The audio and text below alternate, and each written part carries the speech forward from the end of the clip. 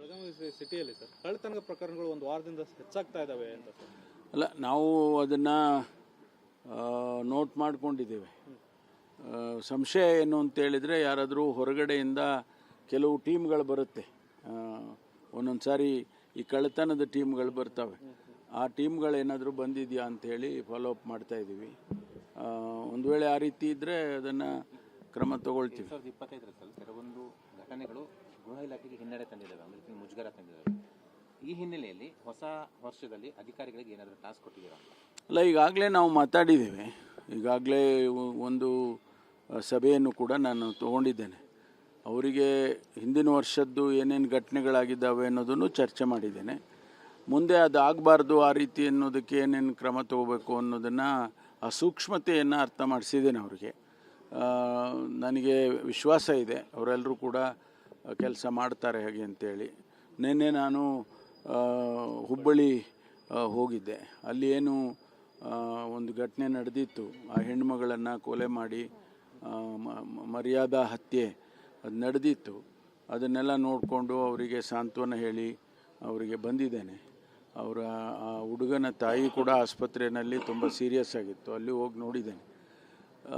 ನಾವು ಆಧುನಿಕ ಪ್ರಪಂಚದಲ್ಲಿದ್ದೇವೆ. ಭಾರತ ವೇಗವಾಗಿ ಬೆಳೀತಾ ಇದೆ. ಸಮಾಜ ಕೂಡ ಬದಲಾಗಬೇಕು. ಈಗ ಜಾತಿ ವ್ಯವಸ್ಥೆ, ಜಾತಿ ವಿವಾಹಗಳು, ಅಂತರ್ಜಾತಿ ವಿವಾಹಗಳು, ನೂರಾರು ವರ್ಷಗಳ ಹಿಂದೆ ಬಸವಣ್ಣವರೇ ಅಂತರ್ಜಾತಿ ವಿವಾಹಗಳನ್ನು ಮಾಡಿದರು.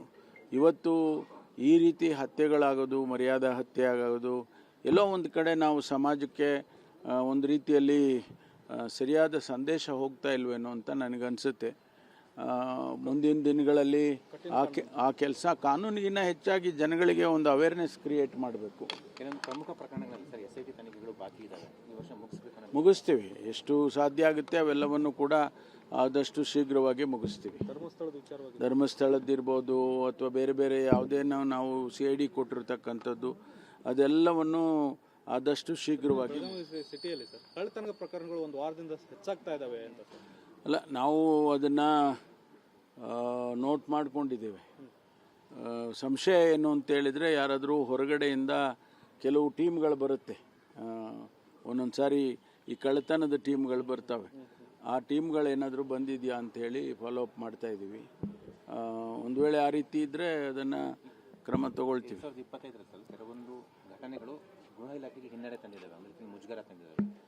ಈ ಹಿನ್ನೆಲೆಯಲ್ಲಿ ಹೊಸ ವರ್ಷದಲ್ಲಿ ಅಧಿಕಾರಿಗಳಿಗೆ ಏನಾದರೂ ಟಾಸ್ಕ್ ಕೊಟ್ಟಿದ್ದೀರಾ? ಅಲ್ಲ, ಈಗಾಗಲೇ ನಾವು ಮಾತಾಡಿದ್ದೇವೆ. ಈಗಾಗಲೇ ಒಂದು ಸಭೆಯನ್ನು ಕೂಡ ನಾನು ತಗೊಂಡಿದ್ದೇನೆ. ಅವರಿಗೆ ಹಿಂದಿನ ವರ್ಷದ್ದು ಏನೇನು ಘಟನೆಗಳಾಗಿದ್ದಾವೆ ಅನ್ನೋದನ್ನು ಚರ್ಚೆ ಮಾಡಿದ್ದೇನೆ. ಮುಂದೆ ಅದು ಆಗಬಾರ್ದು, ಆ ರೀತಿ ಅನ್ನೋದಕ್ಕೆ ಏನೇನು ಕ್ರಮ ತಗೋಬೇಕು ಅನ್ನೋದನ್ನು, ಆ ಸೂಕ್ಷ್ಮತೆಯನ್ನು ಅರ್ಥ ಮಾಡಿಸಿದ್ದೇನೆ ಅವರಿಗೆ. ನನಗೆ ವಿಶ್ವಾಸ ಇದೆ ಅವರೆಲ್ಲರೂ ಕೂಡ ಕೆಲಸ ಮಾಡ್ತಾರೆ ಹಾಗೆ ಅಂತೇಳಿ. ನಿನ್ನೆ ನಾನು ಹುಬ್ಬಳ್ಳಿ ಹೋಗಿದ್ದೆ. ಅಲ್ಲಿ ಏನು ಒಂದು ಘಟನೆ ನಡೆದಿತ್ತು, ಆ ಹೆಣ್ಣುಮಗಳನ್ನು ಕೊಲೆ ಮಾಡಿ ಮರ್ಯಾದಾ ಹತ್ಯೆ ಅದು ನಡೆದಿತ್ತು. ಅದನ್ನೆಲ್ಲ ನೋಡಿಕೊಂಡು ಅವರಿಗೆ ಸಾಂತ್ವನ ಹೇಳಿ ಅವರಿಗೆ ಬಂದಿದ್ದೇನೆ. ಅವರ ಆ ಹುಡುಗನ ತಾಯಿ ಕೂಡ ಆಸ್ಪತ್ರೆಯಲ್ಲಿ ತುಂಬ ಸೀರಿಯಸ್ ಆಗಿತ್ತು, ಅಲ್ಲಿ ಹೋಗಿ ನೋಡಿದ್ದೇನೆ. ನಾವು ಆಧುನಿಕ ಪ್ರಪಂಚದಲ್ಲಿದ್ದೇವೆ. ಭಾರತ ವೇಗವಾಗಿ ಬೆಳೀತಾ ಇದೆ. ಸಮಾಜ ಕೂಡ ಬದಲಾಗಬೇಕು.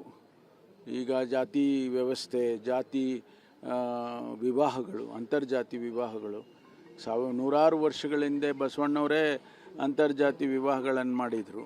ಇವತ್ತು ಈ ರೀತಿ ಹತ್ಯೆಗಳಾಗೋದು, ಮರ್ಯಾದಾ ಹತ್ಯೆ ಆಗೋದು, ಎಲ್ಲೋ ಒಂದು ಕಡೆ ನಾವು ಸಮಾಜಕ್ಕೆ ಒಂದು ರೀತಿಯಲ್ಲಿ ಸರಿಯಾದ ಸಂದೇಶ ಹೋಗ್ತಾ ಇಲ್ವೇನೋ ಅಂತ ನನಗನ್ಸುತ್ತೆ.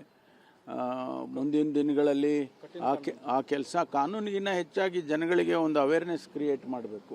ಕೆಲವೊಂದು ಪ್ರಮುಖ ಪ್ರಕರಣಗಳಲ್ಲಿ ಸರ್ SIT ತನಿಖೆಗಳು ಬಾಕಿ ಇದ್ದಾವೆ, ಈ ವರ್ಷ ಮುಗಿಸ್ತೀವಿ. ಎಷ್ಟು ಸಾಧ್ಯ ಆಗುತ್ತೆ ಅವೆಲ್ಲವನ್ನು ಕೂಡ ಆದಷ್ಟು ಶೀಘ್ರವಾಗಿ ಮುಗಿಸ್ತೀವಿ. ಧರ್ಮಸ್ಥಳದ್ದಿರ್ಬೋದು ಅಥವಾ ಬೇರೆ ಬೇರೆ ಯಾವುದೇನೋ ನಾವು CID ಕೊಟ್ಟಿರ್ತಕ್ಕಂಥದ್ದು ಅದೆಲ್ಲವನ್ನು ಆದಷ್ಟು ಶೀಘ್ರ